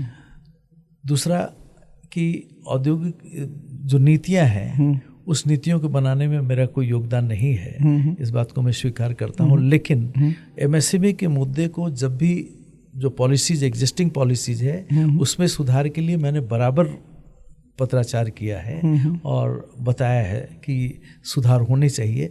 फॉर एग्जांपल छोटे व्यापारियों के लिए हमने एक योजना सरकार को सुझाई थी कि छोटे व्यापारियों को सस्ते में लोन देने के लिए जिस तरह से किसान क्रेडिट कार्ड है केसीसी बहुत अच्छी योजना है और बहुत सफल योजना है, उसी तरह से व्यापारी क्रेडिट कार्ड, व्यापार क्रेडिट कार्ड, वीसीसी की योजना जो कि सरकार ने, हमने स्टैंडिंग कमेटी के माध्यम से सरकार को भिजवाया, सरकार ने स्वीकार किया, सिडबी को जिम्मा दिया, पता नहीं कब होगा। लेकिन एक छोटा चाय वाला अगर उसको 10,000 रुपये की क्रेडिट लिमिट मिल जाती है वीसीसी के थ्रू, तो आप समझिए कि उसको उधार में या कोई आकस्मिक खर्च के मामले में वो आदमी महंगा ब्याज पे उधार लेने की उसकी मजबूरी खत्म हो जाती है। आइडिया वही था। यूथ को जो विलिंग फुल है कि हम जो इच्छुक हैं कि हम पॉलिटिकल करियर में आए, ये पॉलिटिक्स को एज ए करियर अडॉप्ट करें, उसके लिए आपका क्या मैसेज होगा? देखिए, political career like any other field today, इसमें कंपटीशन बहुत है और कोई सेट रूल्स नहीं है। ये तो बिजनेस में भी वैसे ही है। इसको नहीं set rules in the sense कि मान लीजिए अगर करियर के तौर पे यदि आप पॉलिटिक्स सोचते हैं तो आपको मालूम है कि ये आप आईएएस की तैयारी कर रहे हैं तो ये एग्ज़ाम है, इस एग्ज़ाम का ये सिलेबस है, इसको हमने क्वालिफाई कर लिया तो हम ये करेंगे। ऐसा कुछ नहीं है यहाँ पे कि आपका कोई एग्ज़ाम होने वाला हो या क्वालिफिकेशन होने वाला हो तो आप लगे रहिए। कुछ ऐसी परिस्थितियां बन रही है लेकिन जिसमें पॉलिटिकल मुद्दों पे अपनी राय रखना अब सोशल मीडिया के माध्यम से भी काफ़ी सरल हो गया है। तो जो लोग पॉलिटिक्स में जाना चाहते हैं तो पहले तो मैं कहूँगा कि पहले अपना एक सोशल मीडिया में आप एक्टिव होइए, कम से कम आप अपनी बुद्धि से, बातों से 1,000, 2,000, 5,000, 20,000 लोगों को प्रभावित कीजिए, पहला। दूसरा, यदि आप और उससे अधिक आपके पास समय हो और जोश हो और रिस्क लेने की कैपेसिटी हो तो फिर अपने मोहल्ले में काम कीजिए, अपने परिवेश में काम कीजिए। देखिए, राजनीति केवल सांसद या विधायक बनना नहीं है, एक राजनीतिक सिस्टम को सपोर्ट करना भी राजनीति है। मैंने 20 साल तक झारखंड के कोषाध्यक्ष का पद संभाला तो मेरे मन में कोई आकांक्षा नहीं थी कि मैं सांसद बनूंगा या विधायक बनूंगा, ऐसा कुछ भी नहीं था और मैंने कभी मांगा भी नहीं। लेकिन इत्तेफाक कुछ सर्कमस्टेंसेस ऐसे बने, मैं बन गया। लेकिन मैं ये जरूर मानता था कि हाँ, मैं पॉलिटिकल सिस्टम को सपोर्ट करता हूँ, उसके लिए काम करता हूँ और मेरी जितनी क्षमता थी तो मैंने अपने काम से यदि लोगों को प्रभावित किया तो उन्होंने लगातार बार बार मेरे को अवसर दिया। ये मैं मानता हूँ और उसके लिए मैं आभारी भी हूँ। लेकिन कोई सेट रूल नहीं होने, इसीलिए जो यूथ जुड़ना चाहते हैं वो जुड़ सकते हैं, किसी भी नेता के साथ में वो अपना समय बिता सकते हैं, उसको सहयोग कर सकते हैं। क्योंकि यदि वो केवल इस मोटिव से जाएंगे कि कल मैं विधायक बन जाऊंगा, तो ये ऐसा नहीं होता है। क्योंकि हर पार्टी में हर समय हर से अधिक जानकार, कमिटेड, मेहनती व्यक्ति उपलब्ध है। लेकिन बाई चांस है कि फलाना जी आगे बाकी लोग पीछे रह गए। बीजेपी से इलेक्शन को जो झारखंड में भी इलेक्शन हुई है बड़ा ख़राब तरीके से हारी है, आप क्या मानते हैं क्या वजह रहा होगा? देखिए, हारने का कोई खराब या अच्छा तरीका नहीं होता है, हार है। लेकिन एक्सपेक्टेशन एकदम नीचे स्तर पे रहना। देखिए, एक्सपेक्टेशन तो जो पार्टी कोई अब आप बताइए, रघुवर दास जी कितना अच्छे थे उड़ीसा में, आपको उनको लाना पड़ गया गवर्नर से हटा के। नहीं, देखिए वहीं पर बोल रहा हूँ कि हार हार होती है, अच्छे से खराब से नहीं होती है। और भाजपा आज भी भाई जेएमएम के बाद में नंबर 2 पार्टी तो है। बिल्कुल बिल्कुल। तो इसको मैं बहुत खराब नहीं बोलता हूँ, नंबर ऑफ वोट्स भी कोई हम कम लाए ऐसा नहीं है। और दूसरी चीज़ आप गौर कीजिएगा कि भाजपा पार्टी को पूरे राज्य में हर जगह उससे वोट मिलता है। लेकिन जब सारे लोग एकजुट हो गया, 1 to 1 हो गया, और हमारे पीछे कुछ लोग लग गए कि इनका वोट काटना है, नुकसान तो हुआ हमें। बिल्कुल।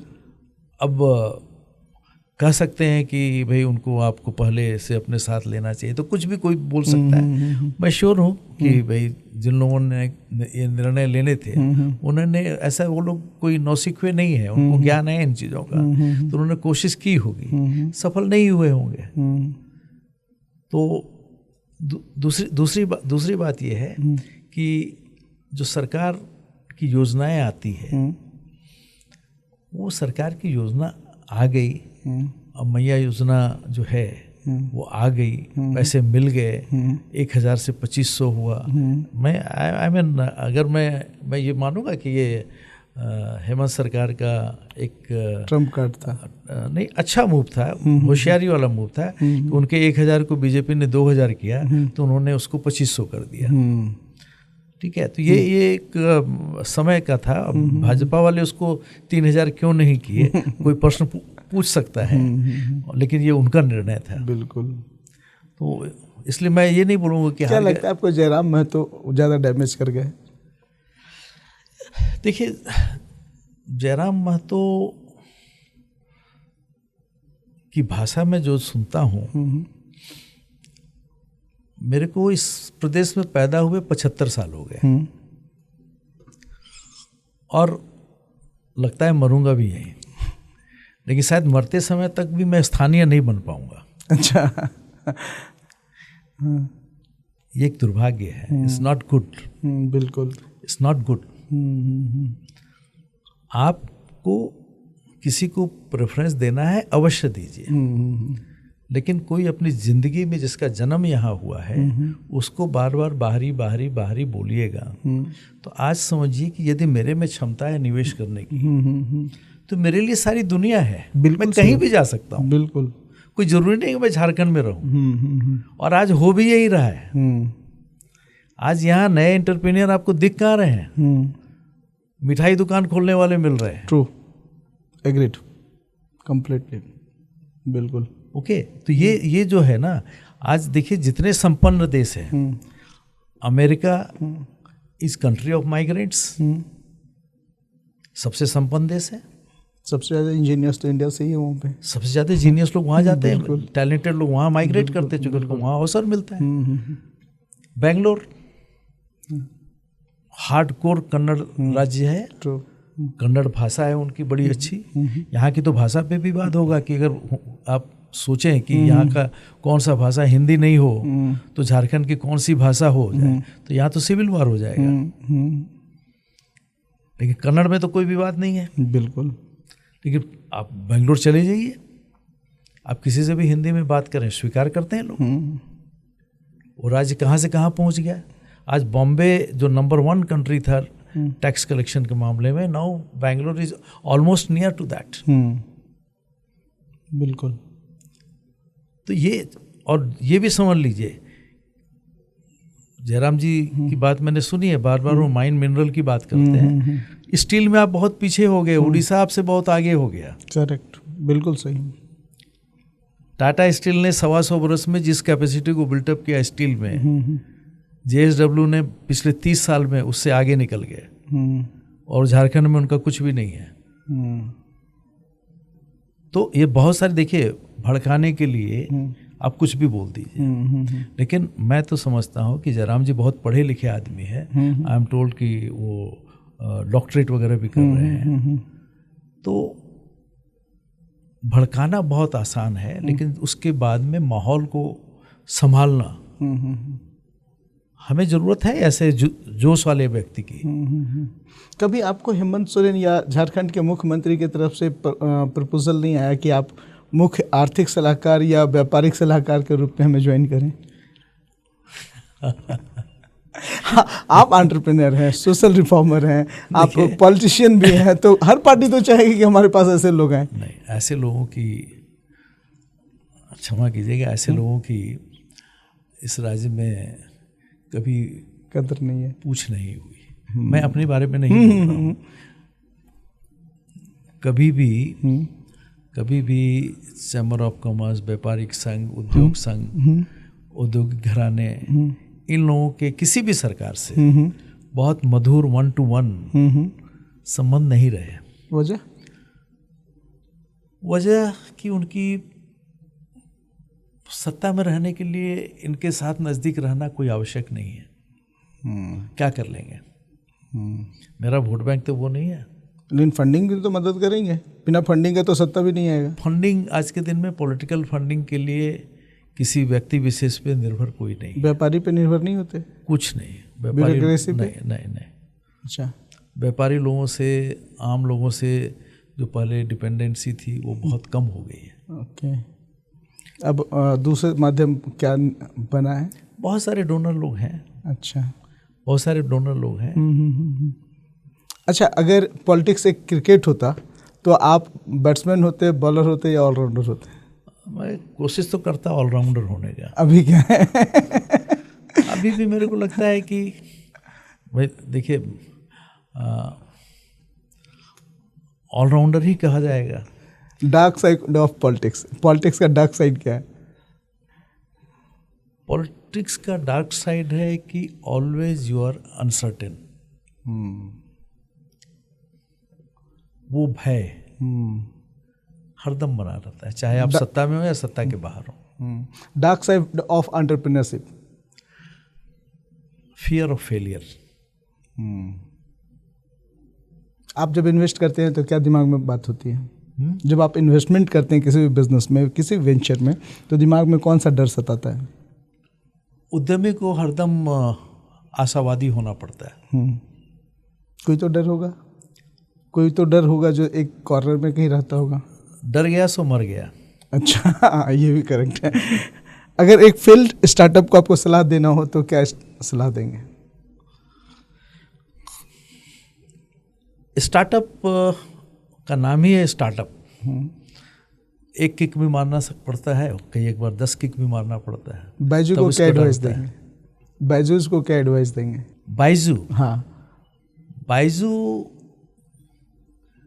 ने लोगों को मूर्ख बनाया जिसकी कीमत वो पे कर रहे हैं। ऐसा आपको लगता है?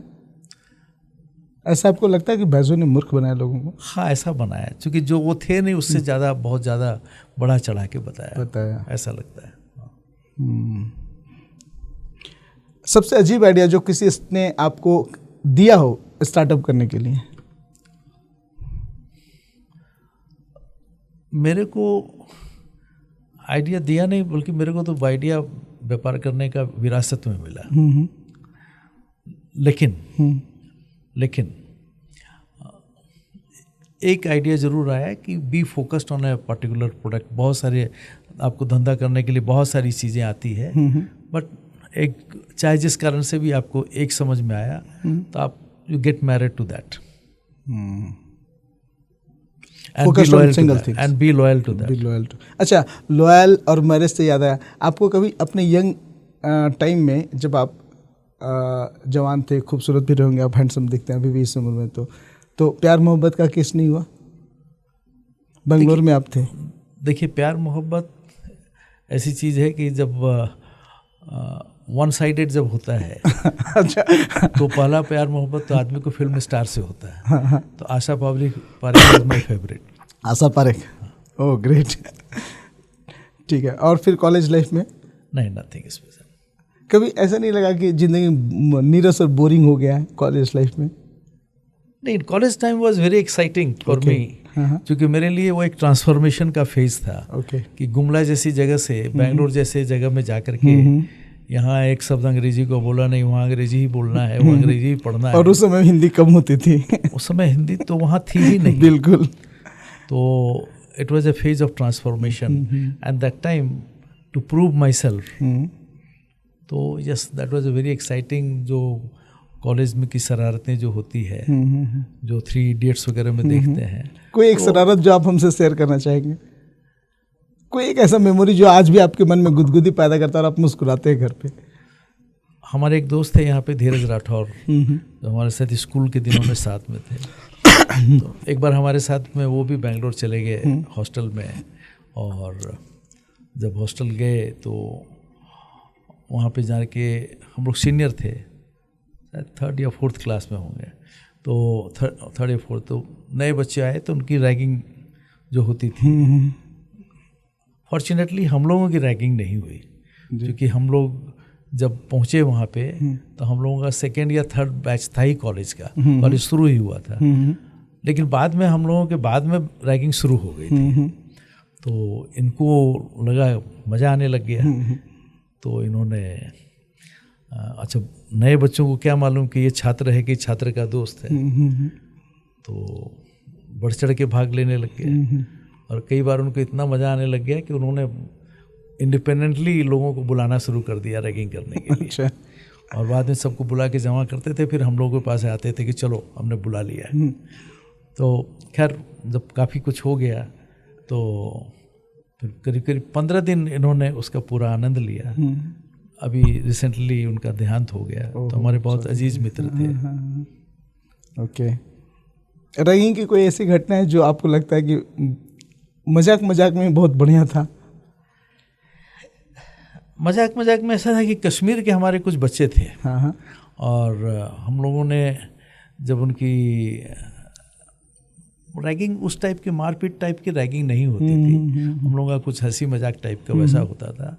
और याद है कि एक बार हमारे कॉलेज के मैनेजमेंट से झगड़ा हो गया हम लोगों का, हॉस्टल की कुछ सुविधा को लेके। तो हम लोग जो फाउंडर थे उनके पास जाके उनके कमरे में बैठ के एक तरह से उनको घेर लिए थे। तो वो लड़के लोग आए और उनको जिम्मा दिया गया था कि जितने नेम प्लेट लगे हुए हैं सब उखाड़ दो। तो उन्होंने गया तो सबको उखाड़ दिया। फिर आके उनके सामने बोलते हैं कि सर इनकी मर्सिडीज गाड़ी खड़ी है, बोलिए तो उसमें आग लगा दें। हमारे चेयरमैन के सामने बोला। उस दिन से मेरे को लगा कि ये कश्मीरी लोग जो है उपद्रव। अच्छा हुआ कि हम लोग उस हद तक नहीं गए। तो खैर हम लोगों को पकड़ के पुलिस स्टेशन ले जाया गया, फिर शाम को छोड़ भी दिया गया। तो that was the first time we visited police station. लेकिन कश्मीरी लोगों के बारे में उस समय से था कि उनको एक पत्थर बोलो तो वो 10 पत्थर फेंकेंगे। अच्छा, ये जोश है। और ये बहुत यंग एज में आपको एहसास हो गया। फंडिंग के इस दौर में क्या चीज़ लगता है आपको कि बिजनेस में सबसे ज़्यादा गड़बड़ी पैदा कर रहा है? जब आसानी से फंडिंग आ रहा है बिजनेस को, एंटरप्रेन्योरशिप को, स्टार्टअप को, तो वो कौन सा चीज़ है जो सबसे ज़्यादा गड़बड़ पैदा कर रहा है? देखिए, बिजनेस, इंडिया का जो बिजनेस है वो मॉडल है काफ़ी हद तक क्रेडिट पे। और जब क्रेडिट साइकिल गड़बड़ होने लगता है तो वो व्यापार को बहुत हद तक प्रभावित करता है, जो कि दूसरे देशों में नहीं है, क्योंकि वहाँ पे छोटे बिजनेस सब कैश में चलते हैं। तो लेकिन यहाँ पे आम तौर पे, इसलिए यहाँ छोटे बिजनेस अपने पैसे से या उधार के पैसे से ही चलते हैं। तो वो बड़ा एक खतरनाक फेज होता है कि एक साइकिल रुकता है तो पूरी चेन गड़बड़ हो जाती है। ओके। बिजनेस का, आपके हिसाब से बिजनेस का सबसे बड़ा मिथ क्या है? बिजनेस का मिथ ये है कि जो कमाता है वो खर्च नहीं कर पाता है। अच्छा। क्योंकि जिस समय तक वो कमा करके इस लायक होता है, खर्च करने लायक होता है, उसकी नई पीढ़ी टेक ओवर करती है, तब वो खर्च करने के लायक ही नहीं होता है। ना वो खा सकता है, ना पी सकता है, ना घूम सकता है। ये is the tragedy of business. New young बड़े एंटरप्रेन्योर्स को क्या सलाह देंगे जो बिजनेस बिल्ड कर रहे हैं? देखिए, अगर वो बिजनेस बिल्ड कर रहे हैं तो they have to be committed, and उनकी परिवार वालों को भी स्वीकार करना पड़ेगा कि उन्होंने किससे शादी की है और उनको भी उतना ही त्याग करना पड़ेगा, क्योंकि एक एंटरप्रेन्योर बहुत कुछ त्यागता है। आपके जीवन में ऐसा कभी हुआ जब घर पे मिसेज बोली कि अच्छा आइए आप, मैं वो देखती हूँ आपको? देखिए, मेरे मिसेज को हमने याद नहीं पड़ता है कि 25, 40, 50 साल के दौरान कोई गहना खरीद के दिया हो। अच्छा। न उन्होंने मांगा, न हम लोगों का इस बारे में झगड़ा हुआ। अच्छा। So I am fortunate that way. क्या बात है। But at the same time ये भी एक तथ्य है कि कई बार वो 10-10 दिन, 15-15 दिन अकेले रही हैं छोटे छोटे बच्चों को लेके। जब मैं अपने बिजनेस टूर में होता था तो वो हमारी लाइफ थी, उस फेज से हम लोग गुजर गए। और मैं ये भी याद करता हूँ कि बहुत बार प्रायः ऐसा होता था कि बच्चों के पेरेंट टीचर मीटिंग में मैं पार्टिसिपेट नहीं कर पाता था, लेकिन न उस समय शिकायत थी या थी भी तो बहुत हल्की फुल्की थी। और आज भी बच्चे लोगों ने उसको एक मुद्दा बना के नहीं रखा हुआ, या they are not made it biased against me. आपको कभी लगता है कि आप मिस करते हैं बच्चों का बचपन जो आप उनके साथ जी सकते थे, आप बिजनेस में टाइम स्पेंड कर दिए? स्वाभाविक है, लेकिन मैंने बिजनेस चालू किया था बहुत छोटी पूंजी लेकर के। तो एक बहुत लंबा स्ट्रगल फेज था। कितना साल का? ऑलमोस्ट 10 साल। 10 साल के बाद आप क्रैक करने लगे? 10 साल के बाद में आई वॉज रीजनेबली, किसको कह सकते हैं, खाने पीने लायक हो गए थे। तो लेकिन 10 साल का लंबा फेज था। That is the time my children were also growing. Hardest time बताएंगे बिजनेस का? हार्डेस्ट टाइम करना बहुत मुश्किल है, because every day was a hard day. क्योंकि आप अगर मार्केट में जाते हो और आपको डर लगता है कि कोई उधार देगा नहीं, ठीक है, ठीक है, तो इससे हार्ड और क्या हो सकता है? कैसे आप कहते हैं ना कि कहाँ से फिर कॉन्फिडेंस लाते थे यार कल फिर लड़ना है इन लोगों से, इन परिस्थितियों से? कोई उपाय नहीं था, इसलिए मैं कहा कि entrepreneur has to be optimist. आशावादी उसको होना ही पड़ेगा, अदरवाइज जिस दिन उसकी आशा खत्म हो जाएगी उस दिन वो खत्म हो जाएगा। अगर एक सीईओ को एचआर बना दिया जाए, ठीक है, एक फाउंडर को एचआर बना दिया जाए, तो वो कौन सा डिसीजन उसको पहले लेना चाहिए? देखिए, एचआर के लिए जब वो बनता है तो पहला निर्णय तो उसको ये लेना पड़ेगा कि भाई ही शुड नो कि कौन कौन लोग उसके साथ काम कर रहे हैं, कौन उसके कलीग हैं। ये तो उसको परिचय होना चाहिए अपनी टीम के साथ उसका। ये मैं समझता हूँ पहला निर्णय परिचय का होना चाहिए।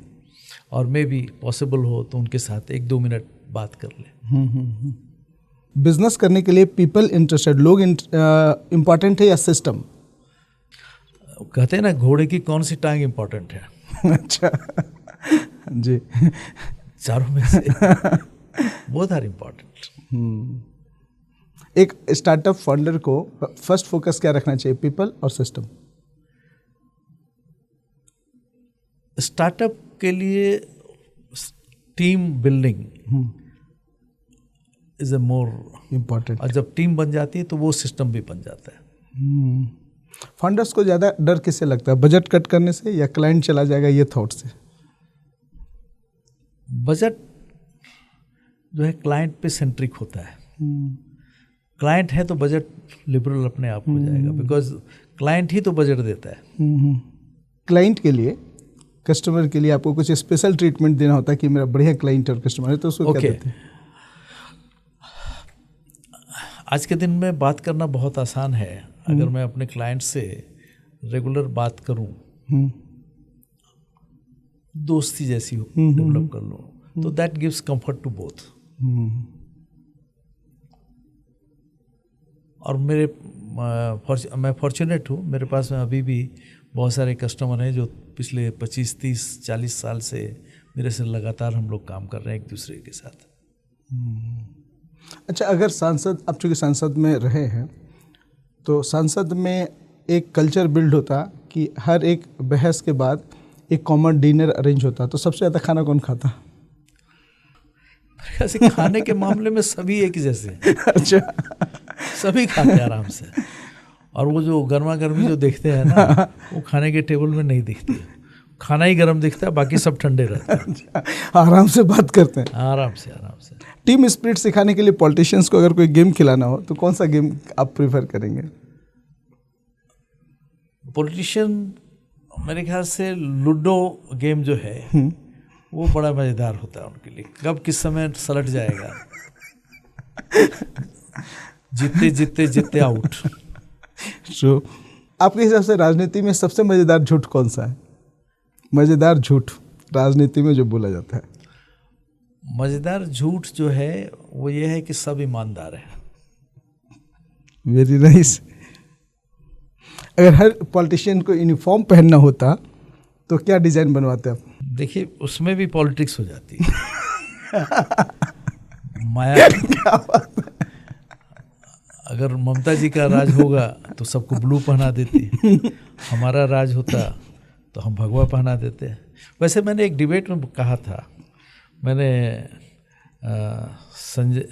राजद वाले संजय झा जी को मैंने कहा था कि आप लोगों को हरे से परहेज नहीं है, ब्लू से परहेज नहीं है, सफ़ेद से परहेज नहीं है, नीले से परहेज नहीं है, तो भगवे से क्यों परहेज है?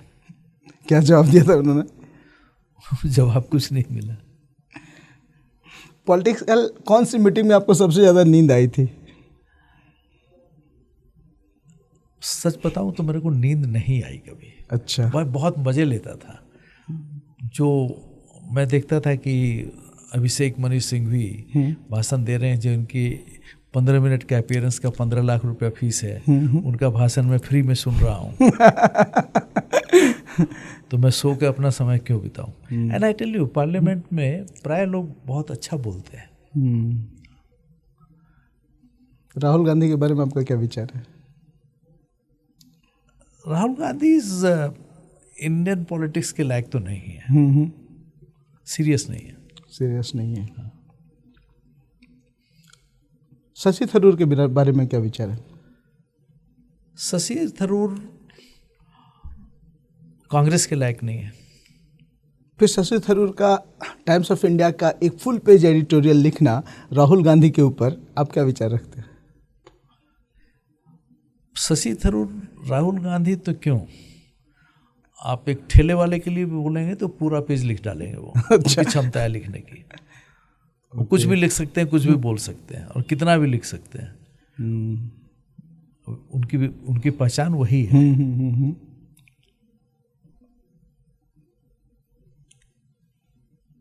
अगर आप एक पार्टी को रेड कार्ड दिखा सकते हैं तो कौन सी पार्टी होती? पार्टी को रेड कार्ड? रेड कार्ड, हाँ। आज के संदर्भ में यदि रेड कार्ड दिखाना हो तो मैं आप पार्टी को दिखाऊंगा। आपको क्यों? उनकी कोई विचारधारा ही नहीं है,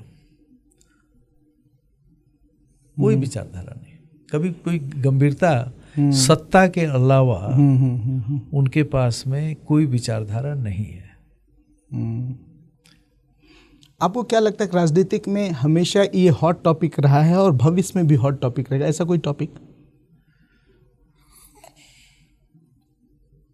देखिए, सत्ता में हम कैसे बने रहें, इससे अधिक हॉट टॉपिक कोई दूसरा होगा भी नहीं और है भी नहीं। सही है। कौन सी चीज झारखंड में है जो किसी और राज्य में नहीं है?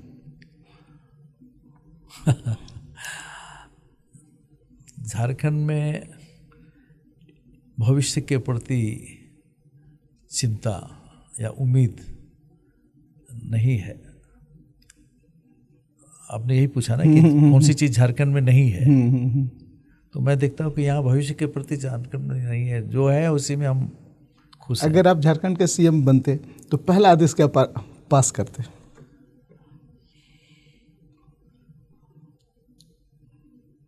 झारखंड के सीएम के तौर पे मेरा पहला आदेश होता है कि यहाँ जितने बस स्टैंड हैं सब में सार्वजनिक शौचालय अच्छे बनाए जाए।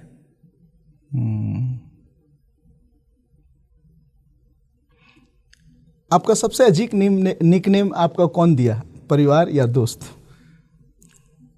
जो महेश मेरा नाम है वही मेरा निकनेम था। अच्छा। जो अब ऑफिशियल नाम हो गया। अच्छा, किसका दिया हुआ तो था? इसलिए इसलिए निकनेम मेरा कोई है ही नहीं। अच्छा, और ये नाम किसने दिया था? ओरिजिनली नाम मेरा स्कूल में था मुरलीधर। अच्छा, तो फिर महेश किसने दिया नाम? अब बोलते थे लोग मुझे, तो मैंने उसी को नाम अडॉप्ट कर लिया। Oh great.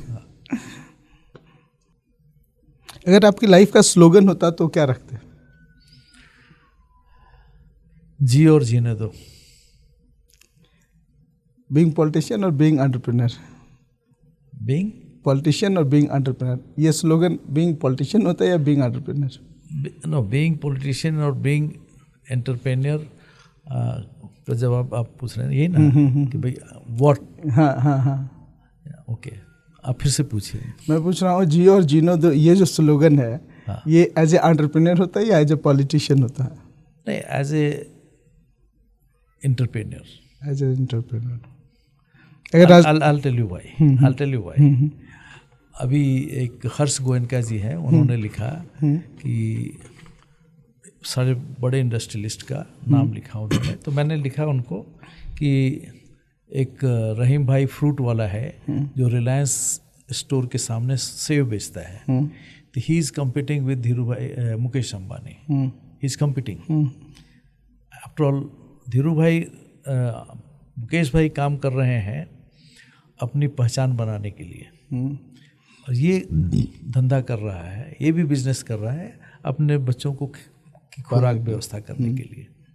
So we have to make sure कि आप तो कमाइए लेकिन दूसरे को भी कमाने दीजिए। See, this is what in a business, as an entrepreneur, I feel this should be our spirit of doing business, particularly in Indian context. आपको क्या लगता है, चूँकि आपने इस तरह का कॉन्टेक्स्ट में जिक्र किया, तो मैं एक टॉपिक पे बात करता हूँ, और ई कॉमर्स ट्रेडिशनल बिजनेस को डैमेज किया है? ई कॉमर्स ने ट्रेडिशनल बिजनेस को सपोर्ट भी किया है, कंजम्पशन बहुत बढ़ा के, और लेकिन जिन्होंने थोड़ा बहुत अडॉप्ट किया अपने बिजनेस स्टाइल को, तो डेवलप्ड कंट्रीज में भी, लाइक न्यूयॉर्क सिटी में जब ये इंडिया में ई कॉमर्स चालू हो रहा था, तो उस समय मैंने देखा वहाँ के स्टोर बंद नहीं हुए, छोटे छोटे स्टोर वहाँ भी चल रहे हैं। लोग आज भी कपड़ा जो है देख के फील करके खरीदना चाहते हैं, तो वो भी चल रहे हैं और वो भी चल रहे हैं, दोनों चल रहे हैं। इंडिया में भी यही हो रहा है। जो ट्रेडिशनल बिजनेसमैन है उनको आप क्या एडवाइस देना चाहेंगे इस कंटेक्स्ट में? ट्रेडिशनल बिजनेसमैन को कि बिकम ए पार्ट, उनका मेन धंधा है, you are in business, you have to sell, you have to provide to the people. तो जिसकी मांग हो और जिस चैनल से भी मांग हो, उसका एक हिस्सा बन जाइए। जो यंग बच्चे हैं, टैलेंटेड बच्चे हैं और झारखंड से बाहर हैं, वो एंटरप्रेन्योरशिप के लिए झारखंड आना चाहते हैं, उनको आप क्या एडवाइस देंगे? अगर आप एंटरप्रेन्योर हैं तो आप नए अपॉर्चुनिटीज़ की तलाश कर रहे हैं, तो बेहतर है वही तलाश कीजिए। और जो एंटरप्रेन्योर नहीं है, जॉब क्विट करके फर्स्ट तो यहाँ ऑलरेडी काफ़ी लोग हैं और अपॉर्चुनिटी कम है। क्या बात है, थोड़ा आप और यहाँ भीड़ की ज़रूरत नहीं है। बहुत बढ़िया। अगर आप किसी पॉलिटिकल फिगर के साथ ट्रिप पे जाना चाहें, लॉन्ग ट्रिप पे आपको मौका मिले, तो किन के साथ जाना चाहेंगे? भाई अगर नरेंद्र मोदी जी ले जाएं तो I will be very happy, because बहुत कुछ देखने सुनने को मिलेगा। अदरवाइज मेरे को लगता है जगदीप धनखड़ जी बहुत मज़ेदार आदमी, जो अभी राज्यसभा के चेयरमैन वाइस प्रेसिडेंट हैं, वो काफ़ी हंसमुख और विटी पर्सन है, तो maybe I like to go with him. Narendra Modi ji का आपने नाम लिया, उनकी कुछ वैसी बात बताएंगे जो आम जनता नहीं जानती और आपको इम्प्रेस करता है पर्सनालिटी उनका? 2009 में मैं अकेला पार्टी की तरफ से उनके साथ दिन भर था झारखंड चुनाव में। हेलीकॉप्टर हम लोग कई जगह पे कंपेनिंग के दौरान गए थे। तो उस समय गुजरात के मुख्यमंत्री थे। ड्यूरिंग द, लेकिन चर्चा होने लग गई थी। तो लंच के समय हम लोग हेलीकॉप्टर में थे, तो उनको हम लोग मेरे ख्याल से बिरमो के पास आए, तो कोल माइन के ऊपर से उड़ रहे थे, ये ओपन कास्ट कोल माइन। तो उन्होंने पूछा ये क्या है, मैंने कहा ये कोल माइन है। तो जब लोग मैदान पे आए तो वहाँ भीड़ आ रही थी, तो हमने पायलट को कहा चलो एक बार फिर से कोल माइन। तो कोल माइन में हम लोग गए, नीचे तक गए और उन्होंने काफ़ी जानकारी ली। दैट वाज इम्प्रेसिव कि उनके लिए तो वहाँ ओपन कास्ट कोल माइन नहीं है, but he wanted to know everything कि कैसे होता है, क्या होता है, क्यों ओपन माइन है, क्यों नहीं क्लोज माइन है, ऐसा करके बहुत कुछ जानकारी उन्होंने लेने की कोशिश की। और फिर जब उसी समय लंच का टाइम हुआ तो अनफॉर्चुनेटली जो खाना हम लोग पैक किए थे उसमें चम्मच नहीं था। तो जब चम्मच नहीं था तो मेरे को लगा नाराज़ होंगे, लेकिन नहीं, उन्होंने बहुत स्वेच्छा से प्रेम से बोला झारखंड में आप लोग हाथ से खाते हो ना, चलो हम भी हाथ से खाते हैं। ऐसे करके उसको, मेरे टेंशन को उन्होंने हवा कर दिया मजाक में। और जब हम लोग रांची लौट के आए शाम को लौटते समय, तो अचानक उन्होंने अपने सिक्योरिटी ऑफिसर को बुलाया और बोला तेरा घर रांची में है? बोला हाँ सर। तो बोला तू अपना सामान उतार, तू क्यों जा रहा है? जब यहाँ आ ही गया है तो अपने घर के साथ, परिवार के साथ 4 दिन बिता के आना।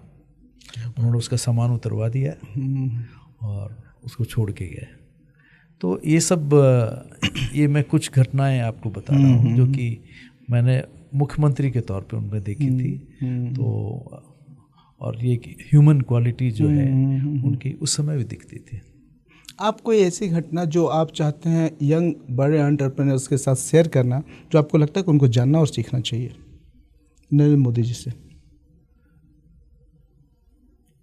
Narendra Modi is very methodical. उनके पास में कोई भी चीज़ आप जानकारी लेके जाएं तो पूरा होमवर्क करके जाइए, क्योंकि कुछ भी पूछ सकते हैं उसके बारे में। साधारण नेताओं की तरह नहीं है, वो पूछते जाते और उसको कोरिलेट करते जाते हैं। और वो फिर चाहते हैं कि आप अगर कन्विंस हो गए कि हाँ ये आपका प्रपोजल अच्छा है as an entrepreneur, then next last question उनका होगा इसका उद्घाटन करने मुझे कब आना है। क्या बात है। कभी आपको ऐसा, और ये घटना उन्होंने बताई थी एक बार कि एक बार मेट्रो के लिए कोच बनाने के लिए बड़ौदा में कोई कारखाना बनाने के लिए आए थे। तो उन्होंने सब कुछ बात किया, तो उन्होंने उद्घाटन शिलान्यास के लिए आए थे वो। जब सब कुछ हो गया तो उन्होंने बोला कि अच्छा ठीक है मैं शिलान्यास के लिए आऊँगा, लेकिन मुझे ये भी बता दो कि उद्घाटन के लिए कब आना है। क्या बात है। और ये उनका टिपिकल स्टाइल है कि शिलान्यास जिसका करते हैं उसकी उद्घाटन की तिथि भी पूछते हैं। एज ए पॉलिटिशियन आपको सबसे ज़्यादा इम्प्रेस किसने किया है अभी तक? देखिए, एज ए पॉलिटिशियन मेरे को Narendra Modi is the person जिन्होंने, चूँकि जिनके कार्यकाल को मैंने 6 साल तक देखा और मैं उनकी जो एक यूनिवर्सल अपील है उससे प्रभावित हूँ कि भाई आज, और फॉर्चुनेटली मेरे को भी मौका मिला कि जैसे मैंने कहा एक बेसिक लेवल ऑफ लिविंग, तो एक बार पार्टी की तरफ से मैं अकेला भेजा गया था साउथ अफ्रीका ब्रिक्स के पॉलिटिकल पार्टी सम्मेलन में। वहाँ जब मैंने बताया, ये बात 16, 17, 18 की उस आसपास की है कि हम लोगों ने 9 करोड़ टॉयलेट बनाए हैं, तो अधिकांश अफ्रीकन वगैरह कंट्री के लिए थे, वो लोग शॉक्ड थे कितने दिन में बनाए। हमने कहा 2 साल में, तो लोग शॉक्ड थे। फिर लेकिन बाद में जब हर घर में बिजली ये सब चीज़ें हुई तो उन्होंने भी अपना रेजोल्यूशन में किया, before we step into the next step of development we must ensure that our citizen have this basic amenities, then only we talk about next step. सबसे ज़्यादा डिसअपॉइंट किस पॉलिटिशियन ने आपको किया अभी तक? आज के दिन में पूछिएगा तो राहुल गांधी ने। नेशनल पार्टी, इतनी बड़ी पार्टी, पुरानी party, what they are doing, एक भी कंस्ट्रक्टिव सजेशन सरकार को उन्होंने नहीं दिए, एक भी शब्द अप्रिशिएशन का सरकार का उनके पास में नहीं है। जब कोई व्यक्ति नरेंद्र मोदी का कंपैरिजन राहुल गांधी के साथ कर देता है तो क्या आप दुखी होते हैं? मुझे इस आदमी की बुद्धि पे तरस आएगा। अच्छा, और जब ये बुद्धि शशि थरूर जैसे व्यक्ति का हो तो? शशि थरूर भी तरस खाने लायक होंगे, एक्सेप्शनल नहीं है चाहे कुछ भी।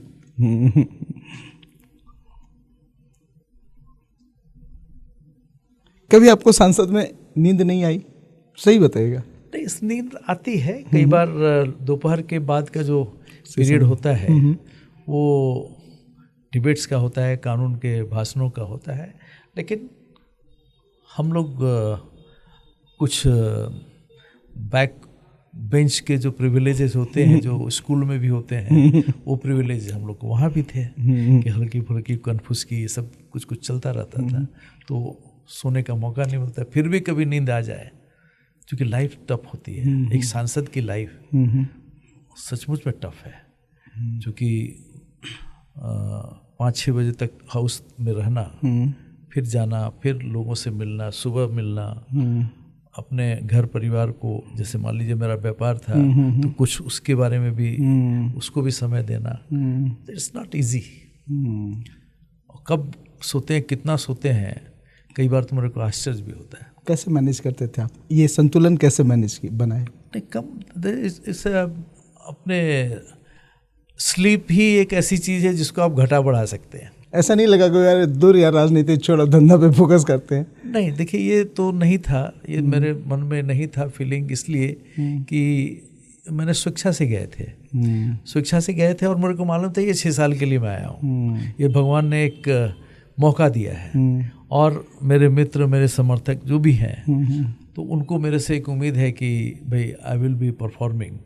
तो आई थिंक मैंने कोशिश की कि आई थिंक 6 साल में 120 के करीब मेरे को बोलने का मौका मिला। तो मेरे को बोलने का मौका भी काफ़ी मिला। अगर आपको 3 दिन बिना मोबाइल के रहना पड़े तो सबसे ज़्यादा क्या चीज़ मिस करेंगे? मोबाइल। अच्छा। ओके।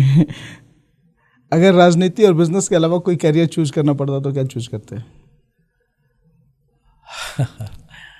देखिए, प्रवृत्ति तो आध्यात्म की है, लेकिन ये चूज करने का मौका नहीं आता। कौन सा पल है जीवन का जो सबसे ज़्यादा याद आता है आपको?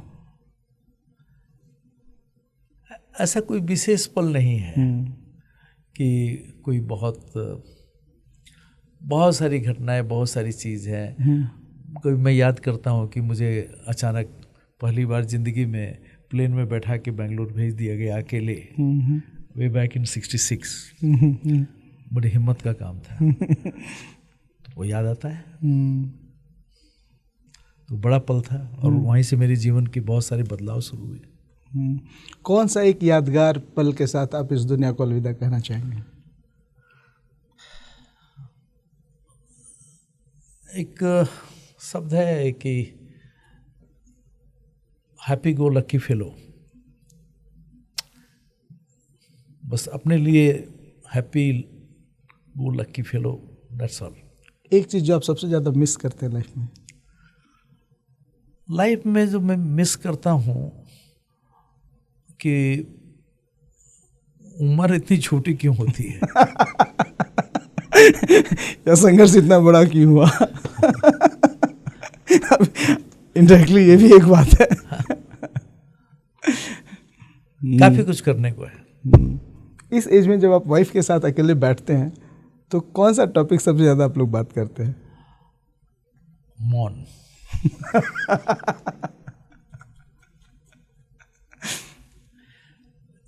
जितने एज जब हो जाती है अधिक तो बहुत कुछ बात करने को नहीं रहता है।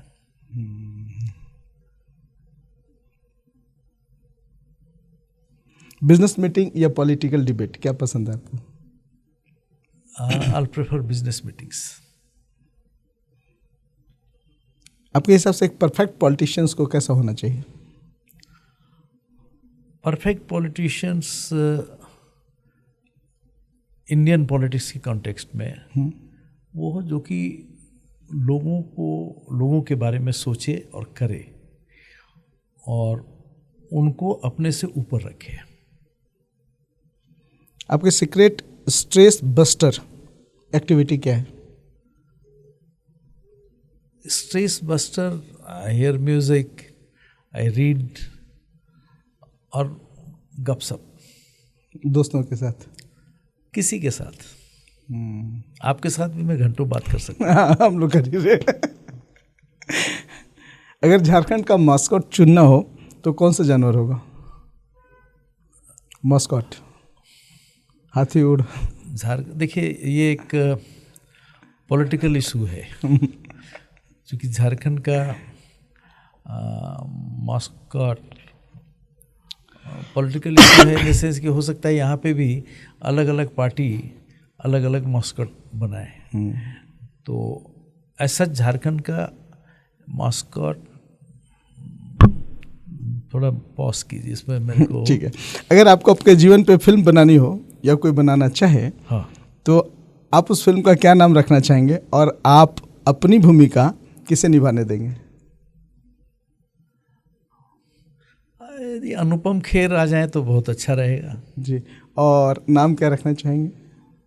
नाम तो भैया जो पैसा खर्च करेगा वही रखेगा ना। अच्छा, आपका कोई प्रिफर्ड चॉइस नहीं होगा? कोई प्रिफर्ड चॉइस नहीं होगा? ओके, भाई जो पैसा खर्च करेगा वही करेगा। ये कुछ तो उसको भी, उसके लिए भी छोड़ना पड़ेगा। झारखंड की जनता को आप क्या एट द एंड मैसेज देना चाहेंगे, आप अपने जीवन के अनुभव से? एंटरप्रेन्योर मैं मानता हूँ कि हमें आशावादी रहना पड़ेगा। एज ए नागरिक हमें भी आशावादी रहना पड़ेगा। जबकि मुझे कोई नियर फ्यूचर में बहुत कुछ उम्मीद नहीं है, लेकिन अब समय आ रहा है जबकि हर राज्य जब दूसरे से पिछड़ता जाएगा तो कहीं न कहीं असंतोष फैलेगा और वो असंतोष नेतृत्व को मजबूर करेगा आर्थिक प्रगति करने के लिए। युवाओं को कौन सा मैसेज देना चाहेंगे लास्टली? युवाओं को मैं मैसेज देना चाहूँगा कि अभी पुरानी इकोनॉमी को छोड़िए, पुरानी बातों को छोड़िए और खुद के अपने भविष्य के बारे में सोचिए कि कैसे आप अपना भविष्य सुधार सकते हैं और कोई भी निर्णय आप उस दृष्टि से देखिए। एक लास्ट में एक और चीज़ मैं जानना चाहूँगा सर, कि जो यंग ब्यूरोक्रेट्स हैं जो ज्वाइन कर रहे हैं झारखंड को, जो कुछ करना चाहते हैं, जो बदलाव लाना चाहते हैं, आप अपने अनुभव से उनको क्या सलाह देना चाहेंगे यंग ब्यूरोक्रेट्स को? यंग ब्यूरोक्रेट्स के ऊपर में देश को बहुत बड़ा भरोसा है, क्योंकि उन्होंने एक सफलता पाकर अपनी पहचान बनाई है और विश्वास जीता है। और यदि भारत को आगे चलना है तो छोटी छोटी इकाइयों में जो जो उसके लिए जिम्मेवार हैं, तो ये यंग ब्यूरोक्रेट्स जिसके जिम्मे कोई सब डिवीज़न हो, कोई विभाग हो, कोई छोटा सा संगठन हो, संस्थान हो, ये लोग सब लोग अगर एक्सेल करने लगे और सोचने लगे कि हम क्या बेहतर दे सकते हैं even at the risk of their personal career, तो मैं समझता हूँ कि this is what they should do at least for 10 years। और समय की सीमा, जब एक एंटरप्रेन्योर से आप अपेक्षा करते हैं कि हफ्ते में 8 दिन वो काम करे, दिन में 16 घंटे काम करे, उससे अपेक्षा रखते हैं, तो देश आपसे भी अपेक्षा रखता है कि आप उनसे भी अधिक काम करें। बहुत सुंदर सर, आप हमारे साथ बात किए, इसके लिए बहुत बहुत धन्यवाद। नहीं, बहुत बहुत धन्यवाद आपका समय देने के लिए।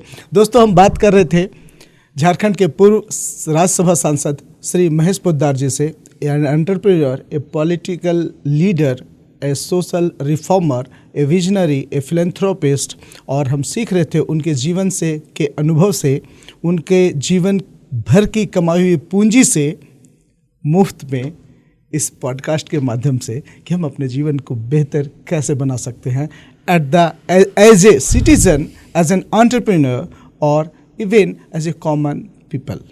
आपका बहुत बहुत धन्यवाद हमारे पॉडकास्ट को देखने के लिए। Thank you.